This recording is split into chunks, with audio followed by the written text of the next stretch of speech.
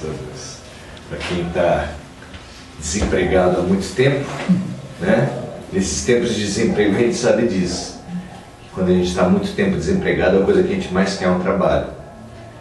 E de alguma forma, sem conhecer o que nós fizemos em outras vidas, acho que todos nós precisamos reconhecer que nós temos estado desempregados há muito tempo no aspecto espiritual. Há muito tempo que a gente precisa dar vazão às nossas potencialidades espirituais, aproveitar as oportunidades que a vida nos dá e, portanto, quando a gente recebe um convite de trabalho, a gente precisa agradecer a Deus, agradecer àqueles que nos deram essa oportunidade. Hoje o tema da nossa conversa é a respeito da dor, que é uma condição que, na verdade, atinge a todas as pessoas da Terra. A pessoa mais desavisada acha que o ídolo, que o rico, que as pessoas bonitas, que as pessoas famosas não sofrem, que eles são felizes o tempo todo porque estão aparecendo na televisão, porque tem bastante dinheiro, porque tem bastante poder. Às vezes você vê um ídolo viciado em drogas, às vezes você vê uma pessoa famosa se corrompendo e sendo degradada, desconsiderada pelo país inteiro. Infelizmente isso tem sido bastante comum. Às vezes você vê ídolos em programas de televisão contando como na sua infância eles foram abusados pela família, e ali você percebe que não importa a casca, não importa a aparência, não importa a posição social da pessoa, todos nós sofremos. As piores dores dos nossos tempos, aquelas dores mais fortes do nosso tempo, elas são absolutamente universais, como por exemplo as drogas. As drogas atingem mais os pobres ou mais os ricos? A violência à mulher atinge mais os pobres ou mais os ricos? Quem é famoso, mulher famosa não apanha? Infelizmente, grande parte dos problemas sociais, bala perdida não pega gente rica, violência no trânsito não pega gente famosa, gente poderosa. Então praticamente todas as dificuldades, e a dificuldade pelo menos que mais atemoriza a humanidade, que é a morte. Qual é a criatura humana que não morre? Que está isenta de morrer? Quanto a pessoa precisa pagar para não morrer? Alguém pode lembrar assim, mas a pessoa rica pode pagar seguro de vida, mas o seguro de vida não evita que a pessoa morra. A pessoa mais rica pode pagar um melhor hospital, mas nenhum hospital e nenhuma medicina do mundo pode prometer que a pessoa não vá morrer. Mas será que não pode adiar por algum tempo? E as injustiças que existem no mundo? E as crianças que passam fome? Como tolerar essas dificuldades todas, essa diferença que existe entre ricos e pobres? Não é uma questão difícil para a gente? Às vezes a gente está almoçando, está tendo uma refeição e passa uma reportagem sobre os famintos na África ou no interior do Nordeste, e a gente vê aquelas crianças morrendo apesar de estarem vivas, mas morrendo aos poucos. E muitos de nós nos revoltamos e perguntamos: onde está Deus? Deus é bom? Deus é justo? Deus é todo-poderoso? Por que Ele não evita os males e as dores da terra? Você nunca se perguntou isso? Se a gente não for capaz de compreender, de achar uma lógica de bondade, de justiça e de expressão do poder de Deus em todas as dores que acontecem no mundo, só vai nos restar duas atitudes básicas: a revolta. Quem é aquele que assiste um noticiário de corrupção, um noticiário de fome, de situação social, de violência, e não fica revoltado? Ou então, quando acontece com a gente, a pena de nós mesmos. A gente pode falar: puxa, eu que sou uma pessoa que procuro fazer o bem, procuro ajudar as pessoas, foi acontecer comigo quando tem tanta gente ruim. Tem colega espírita que se revolta porque às vezes sai do centro espírita e é assaltado na esquina. Fala: puxa, onde é que está a minha proteção? Né? Nós precisamos entender a lógica da dor. E a lógica da dor, ela é fundamental para a gente poder se reconciliar com a vida, reconciliar com o bem, reconciliar com Deus. Enquanto a gente viver brigado com Deus, brigado com a vida, vocês conhecem gente que está o tempo todo brigando com a vida? Essa pessoa, você acha que ela é uma pessoa agradável de se conviver? Aquela pessoa que fica se queixando várias e várias vezes por dia, brigando com a vida, revoltada com tudo que acontece. Ah, Maurício, mas tanta injustiça que tem. Pois é, precisamente nós viemos hoje aqui para perguntar para nós mesmos: será que existe injustiça na Terra? Se Deus é bom, é justo e é todo poderoso, se não cai uma folha de uma árvore que não seja pela vontade de Deus, tem injustiça na Terra? Tem o mal? A gente precisa se perguntar isso, porque enquanto nós tivermos uma fé de sinais trocados, eu acredito em Deus e acredito que haja injustiça. É uma fé de sinais trocados, é uma fé que é contraditória em si mesma. Enquanto a gente tiver esse tipo de fé, a nossa fé não vai promover as mudanças que precisam acontecer nas nossas vidas. Nós precisamos resolver a questão da dor da humanidade, da dor dos outros e da dor nossa. Qual vocês acham que é a pior dor? Qual será que é a pior dor? Eu digo para vocês que a pior dor é a dor que a gente não sabe por que está sofrendo. Porque quando a gente vê finalidade na dor, a dor ameniza. Eu vou contar para vocês que existe uma dor que muita gente fala que é a dor maior que tem na Terra. Eu vou falar para vocês que as pessoas que passam por essa dor, muitas vezes fazem de tudo para passar novamente por essa dor. O que vocês acham disso? Não é uma coisa estranha? Uma pessoa passar pela maior dor da Terra e depois fazer de tudo para passar novamente pela dor? Não parece uma coisa de louco? Pois é isso que acontece com a dor do parto. Por que será que uma mulher, mesmo tendo sofrido no parto, busca às vezes com ansiedade passar novamente pela mesma dor? Por quê? Será que a mulher é burra? Será que a mulher gosta de sofrer? Por quê? Porque ela vê finalidade naquela dor. E a finalidade, sorrir para ela, a finalidade dá um sentido para a vida dela, a finalidade é um ser humano que ela ama. Vocês entenderam o que eu quero dizer? Quando nós vemos finalidade na nossa dor, a gente não apenas aceita a dor, a gente até se dispõe voluntariamente a passar pela dor. Esse exemplo é muito claro para falar disso. O ser humano, quando vê finalidade, ele busca a dor. Até aceita a dor. Nós precisamos pensar a respeito disso para pensar então a nossa atitude perante as dores. Qual tem sido a nossa atitude perante as dores? Ah, Maurício, mas aí que tá, eu não vejo finalidade na dor que eu estou sofrendo. Lindo, essa é a nossa questão.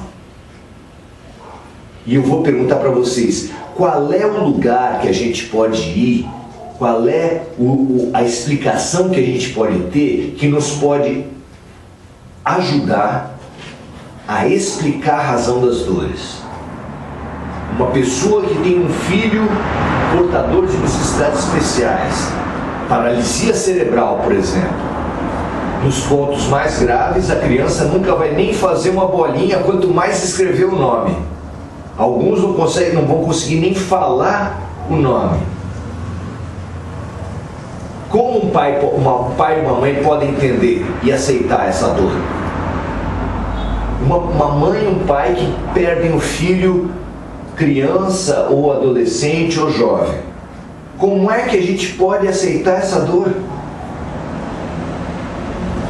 Somente se a gente encontrar algum lugar que explicar para a gente que há uma finalidade, há um sentido nessa dor. E onde é que você encontra esse sentido?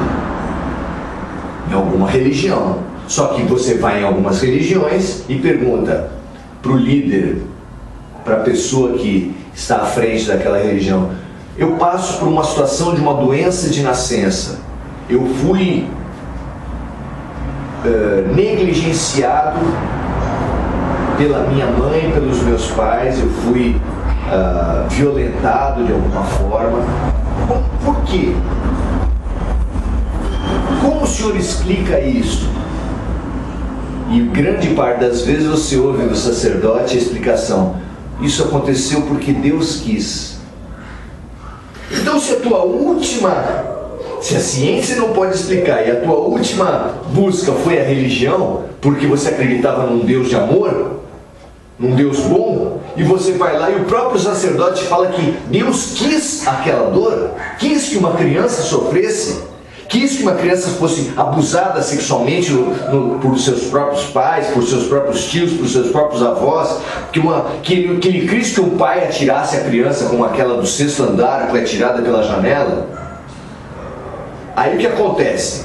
O teu Deus bom, justo e todo-poderoso implode. A tua última esperança de ter um consolo acaba. Porque nem Deus é bom. Porque um Deus que pode amenizar a dor das pessoas e não faz nada, esse Deus é bom? Mas a pessoa que realmente buscar, ela pode bater as portas do Espiritismo. E ali ele vai entender que a vida não é só o intervalo entre o nascimento e a morte. Que os dois fenômenos que mais nos revoltam e mais nos intrigam são pessoas que fazem coisa errada e que nunca acontece nada de ruim para elas, e gente boa, ou no caso de criança, gente absolutamente inocente, que acontece muita coisa de ruim.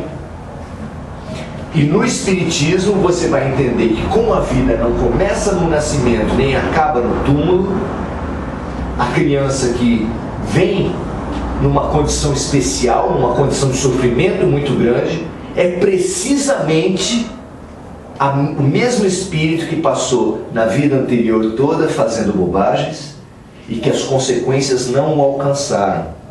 Por quê? Porque Deus tinha esperança nele, como Deus tem esperança em todos nós. E Deus espera que a gente se mende, se acerte as nossas vidas. Só que todo mundo consegue acertar a sua mentalidade, aprender com as experiências, se arrepender e modificar? Será que todas as pessoas da Terra que erram, e todos nós erramos, será que todos nós conseguimos fazer um exame de consciência, nos reformular e nos emendar?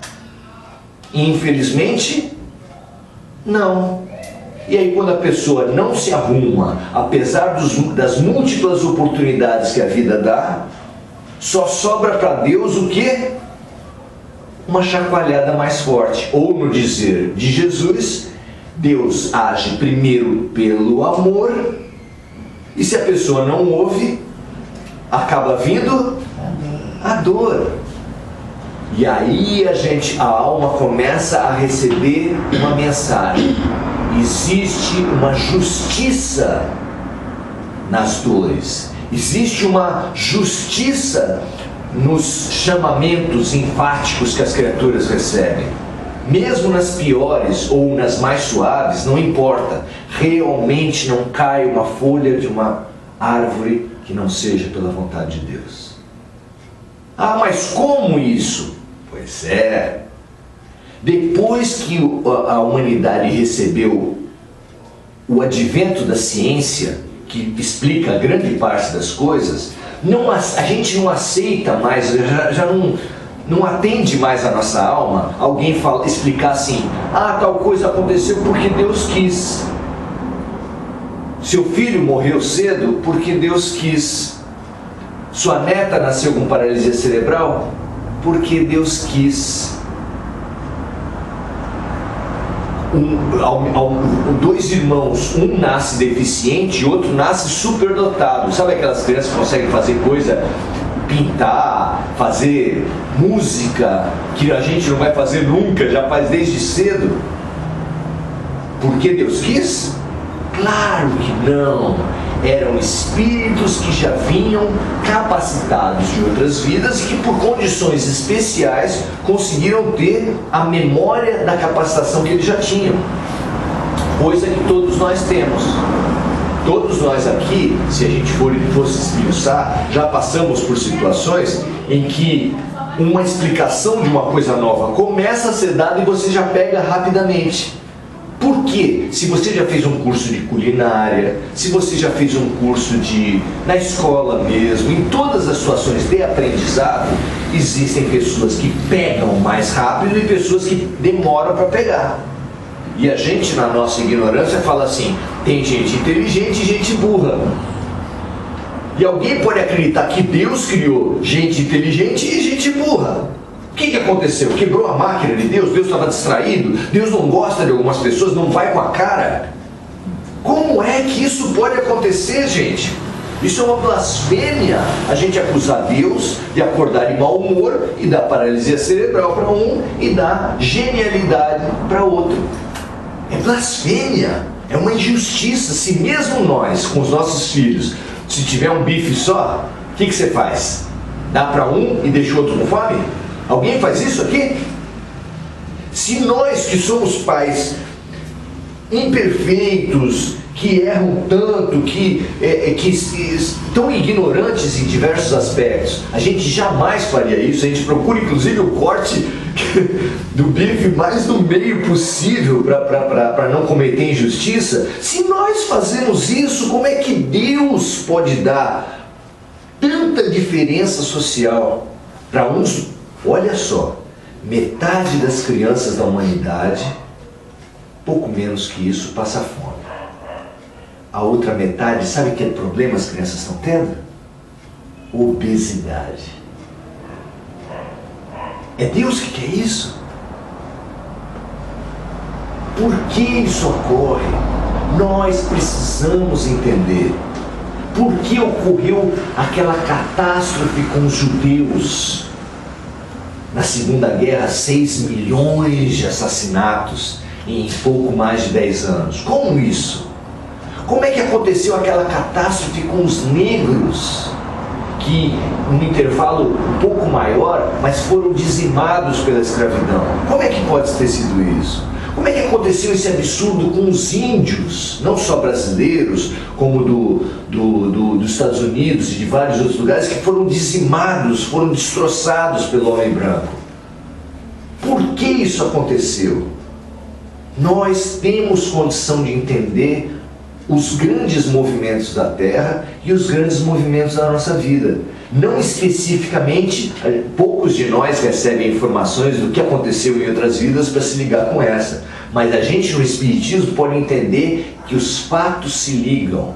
E isso não é só o Espiritismo que explica, porque lá em Paulo, que foi a parte do Evangelho que foi selecionada para a gente conversar hoje, ele já fala que nós colheremos diariamente. Que diariamente o homem planta e o homem colhe. É mais ou menos como se a vida de cada um fosse um grande sítio, em que você pegasse uma faixinha de terra desse sítio, hoje, e plantasse.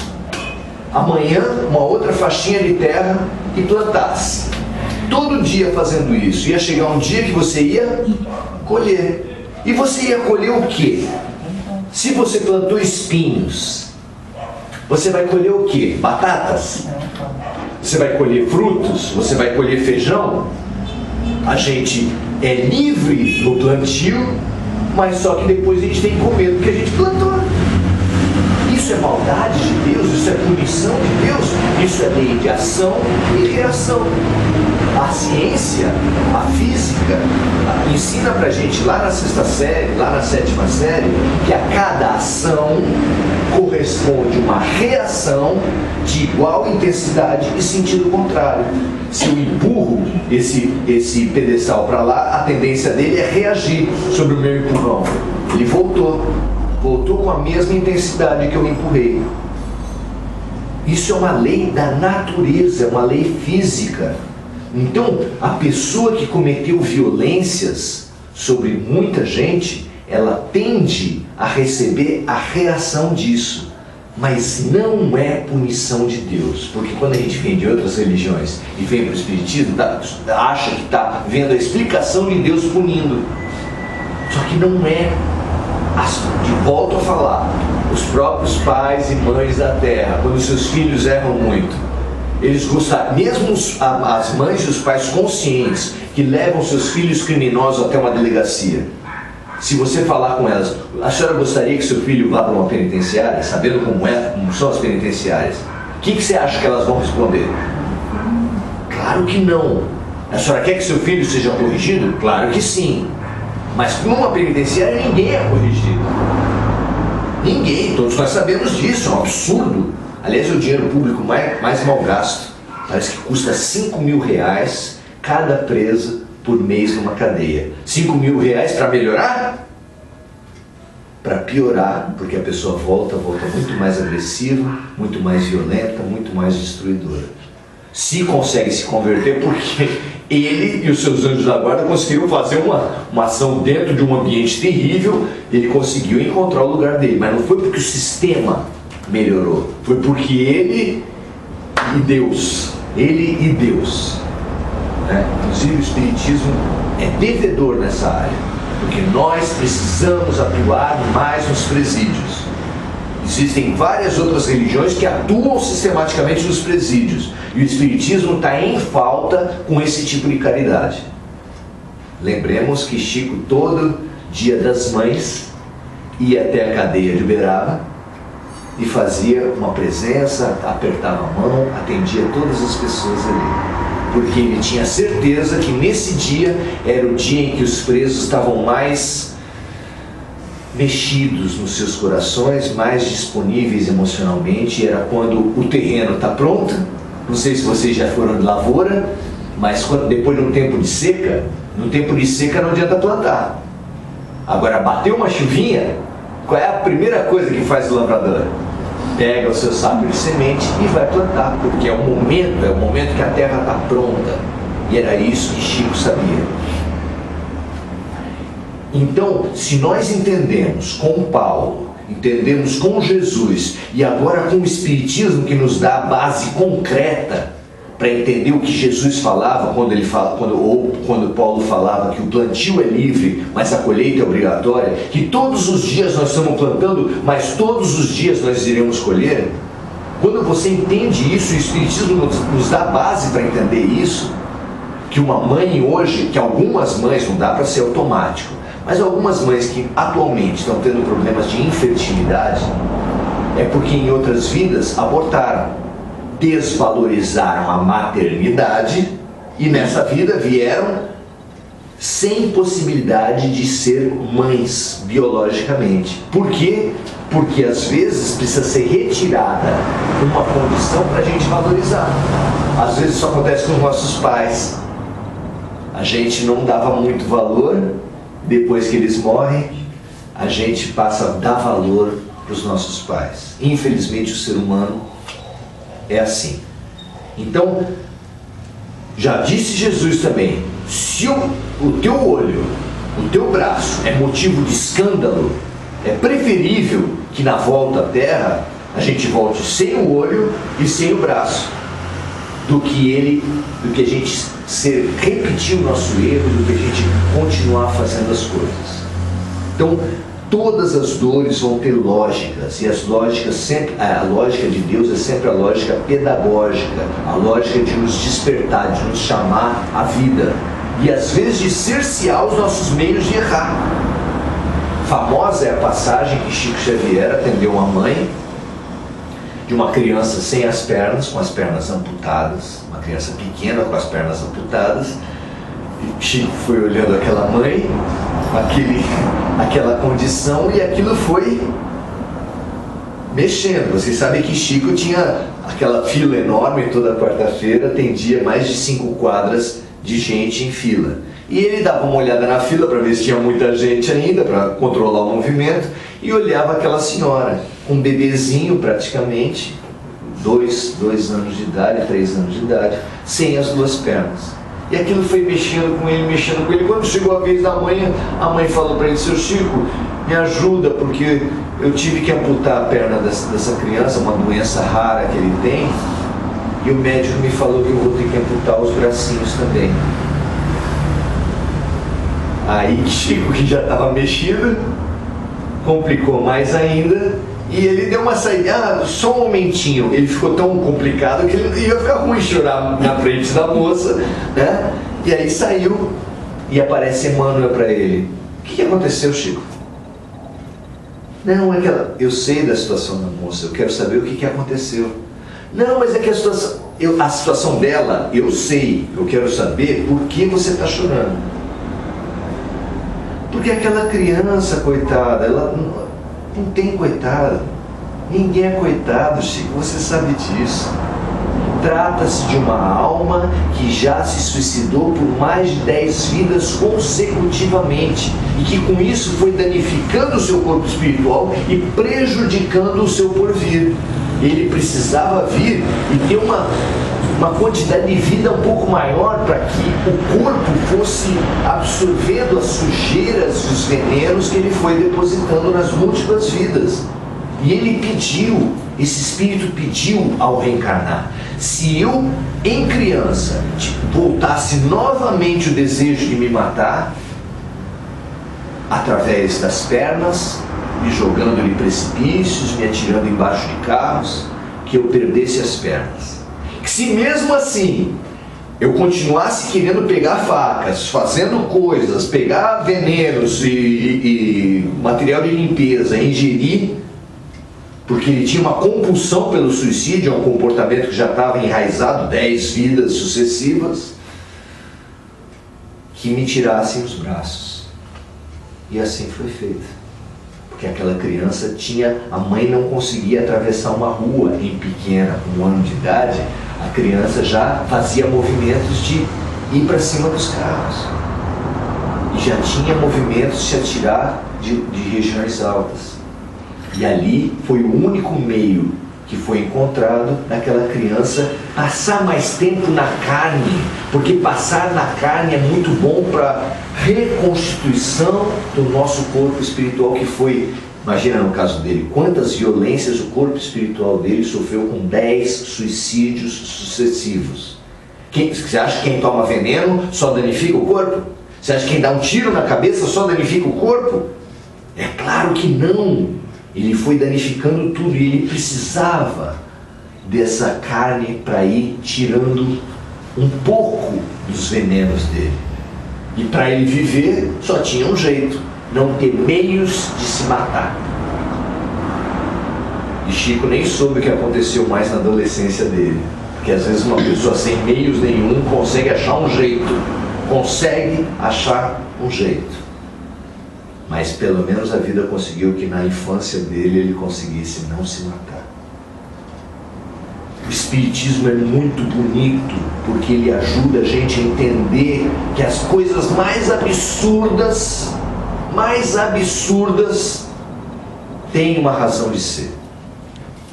As coisas mais aparentemente Maurício, mas então como a gente entender os escândalos de corrupção no Brasil?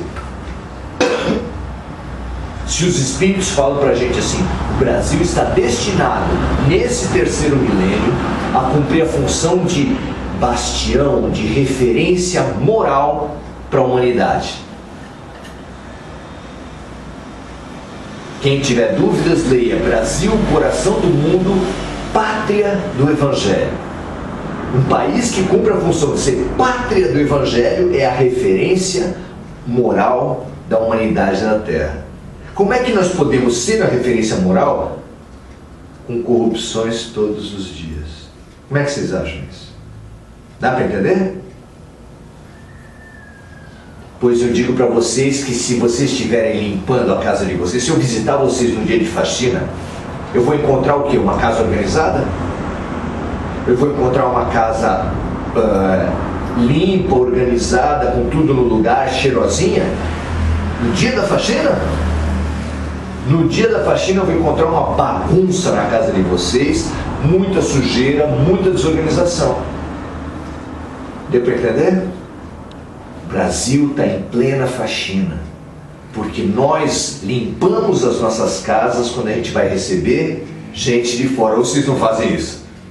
Vai ter uma festa, vai receber 10 pessoas de lugares diferentes da família que você vai receber em casa. Você não organiza? Você não põe papel higiênico, rolo novo no banheiro? Você não limpa as coisas? Claro que sim! Nós estamos em plena faxina moral. Nós podemos entender isso. Por que tantos migrantes vão para a Europa, entupindo a Europa de imigrantes da Síria, do Oriente Médio? Foi revelado para Divaldo Franco que todo o movimento pós-Segunda Guerra Mundial, em que a Europa loteou a África, falando assim, essa parte é minha, e causando divisão entre tribos que foram cortadas entre Alemanha e França, porque eles lotearam lá na Suíça, fizeram uma reunião, pegaram um mapa e falaram, essa parte é minha, essa parte é sua. Se você olhar o mapa da África, você vai ter países quadrados. Como é que o país vai ser quadrado? Porque eles decidiram entre os grandes, lá longe. Nós temos uma razão, as coisas são lógicas. Deus é bom, é todo-poderoso e é justo. E essa certeza vai nos dar a condição de aprender com as dificuldades, de parar de nos revoltar, de ter pena de nós mesmos, para nos propormos a pegar na mãozinha da mãe ou do pai e atravessar a rua. Porque todos nós temos uma mãezinha ou um pai que dedicaram a sua vida toda para nos ajudar a atravessar a rua. Quem é essa mãe? Quem é esse pai de outras vidas? Quem é esse grande amor de outras vidas que está nesse momento do teu lado, que te trouxe até aqui hoje? Quem é? Em outras religiões é chamado de anjo de guarda. Na nossa a gente aceita isso também, mas também chama de espírito protetor. Todos nós temos um espírito protetor que nos ama tanto, que sabe tanto das nossas necessidades de outras vidas e dessa vida, e sabe até dos principais fatos que nos vão acontecer, e que eles estão o tempo todo perto de nós, querendo aconselhar e querendo ajudar. Sabe por que eles não conseguem? Porque a gente não ouve. Sabe o que nos ensurdece? A revolta e a autocompaixão. Se você quer ganhar capacidade de ouvir o teu anjo de guarda, e não há medida mais urgente para todos nós, ganharmos capacidade de ouvir os conselhos sábios e amorosos do nosso anjo de guarda, você precisa minimamente colocar no teu coração e desenvolver a certeza de que não cai uma folha de uma árvore que não seja pela vontade de Deus, de que não há fato injusto na terra, de que o mal, o aparente mal não existe, ou melhor, o único mal que alguém pode fazer na vida é contra si mesmo. Porque quando um estuprador, quando um assassino vitimiza alguém, aquela pessoa que passou por aquela situação precisava de um grande chacoalhão na vida, porque ela se mostrou surda, se mostrou É como uma pessoa que dorme muito e você tenta acordar e ela não acorda. O que você faz? Se é seu filho, precisa ir para a escola, você desiste dele? Se é seu marido e precisa ir trabalhar, você desiste? O que você vai fazer para acordá-lo? Se ele tem um sono muito pesado? Dá uma chacoalhada. E se deu uma chacoalhada e ele não acorda? Arranca, cada um vai ter uma técnica, né? Arranca as cobertas, abre janela, bate panela, faz qualquer coisa. Deus não desiste nunca de nós. Ele vai sempre nos chamar. Quantas vezes Deus vai nos chamar? 7 vezes? 70 vezes 7 vezes. Deus não desiste nunca de nós. E Ele vai só procurar meios cada vez mais enfáticos. E aí a gente entende a dor, percebe que a dor é a presença do amor de Deus, portanto, em nossas vidas, aceita e aprende com as situações. E aí a gente, como aluno que aprende com a lição, o que acontece com ele? Nunca mais vê a mesma lição de novo. O que acontece com o aluno que não aprende com a lição? Vai ter que ver tudo de novo. E nós mandamos o Collor embora, veio a Dilma. Agora a Dilma saiu, daqui a algum tempo, tem gente que muda de marido e a vida não muda. Tem gente que muda de emprego e a vida não muda. Por que será? Porque a mudança da nossa vida não está fora. A mudança da nossa vida está aqui dentro. E é aqui dentro que, com fé, com a fé raciocinada no Espiritismo, estudemos Livro dos Espíritos, Evangelho segundo o Espiritismo, leiamos os romances, porque você vai entender a justiça se fazendo. Naquela aparente vítima, você vai ver a justiça acontecendo. Não há mal, não há vítimas na terra, só há Deus agindo. Obrigado, boa noite.